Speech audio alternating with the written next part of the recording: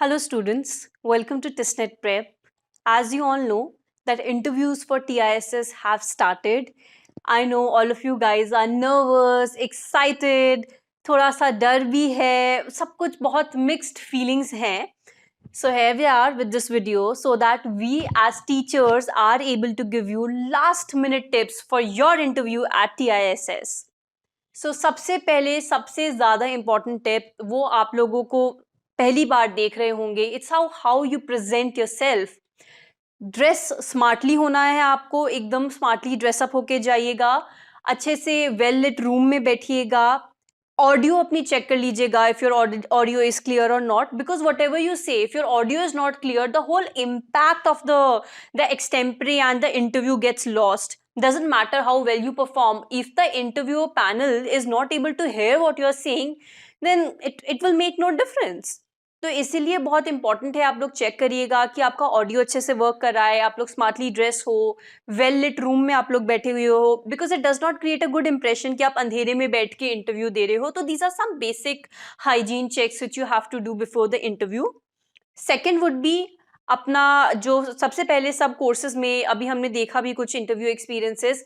The first question that mostly the panel is asking you is tell me about yourself. And according to our experience, we have seen when we ask students this question, वो बोलते चले जाते हैं. They take 5 or 10 minutes to answer this basic question of tell me about yourself. 30 second से ज़्यादा इसका आपको answer नहीं करना है. 30 सेकेंड्स में बेसिक अपना नेम बता दीजिए, अपनी ग्रेजुएशन पोस्ट ग्रेजुएशन अगर कोई है, बेसिक अपना एजुकेशन के बारे में बता दीजिए, अपनी हॉबीज़ बता दीजिए, एंड दैट इज़ इट. उससे ज़्यादा आपको नहीं बताना है. पूरा फैमिली हिस्ट्री ये सब चीज़ों में आपको नहीं जाना है. आप क्विकली अपना ये सब बताइए and and this question.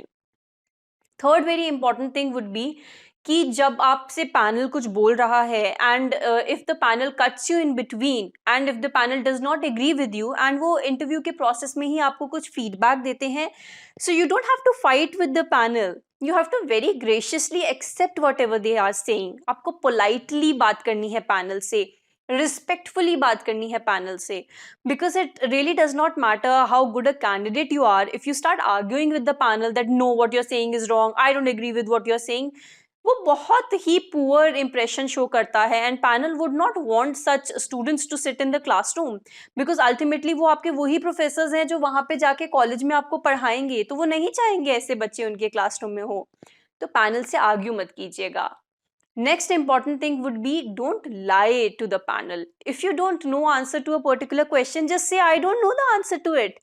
Because if you start turning then a them around and if you try to take them for a ride, they will take you for a ride. Because वो बहुत बड़े professors हैं आपसे, बहुत age में बहुत बड़े हैं वो लोग, बहुत time से वो लोग not only are they professors since a long time, बहुत time से वो लोग interview भी कर रहे हैं लोगों को. So they're very quick in identifying if you're lying. And why do you have to lie? It is okay if you don't know answer to a particular thing. It is completely all right. Ultimately, we are all humans and it is okay to say that I don't know. You can just say that I'm not able to recall the answer to this right now, or this seems like a very interesting question, but unfortunately, I don't know the answer of it. End of story. आगे बढ़िए. Next important thing would be, if you are not able to answer a few particular questions, तो you don't have to let those questions debacle you. आपको debacle नहीं करने देना है उनको, आपका confidence lose नहीं करना है, because they are not judging you on the questions you are not able to answer. They are judging you on the questions that you will answer. तो आप इवन दो कुछ क्वेश्चंस के answer नहीं कर पाए but very confidently move forward, उनकी वजह से जिन क्वेश्चंस के आपको आंसर आते हैं आपको उनको डिस्ट्रॉय नहीं करना है. So it's okay if you are not able to answer 1 question, 2 question, 5 questions. अगर आपसे टोटल 7 क्वेश्चंस पूछे और आप उसमें 2-3 क्वेश्चंस का भी अच्छे से आंसर देते हो तो दैट इज गुड इनफ. अच्छे से आंसर दीजिए उनका.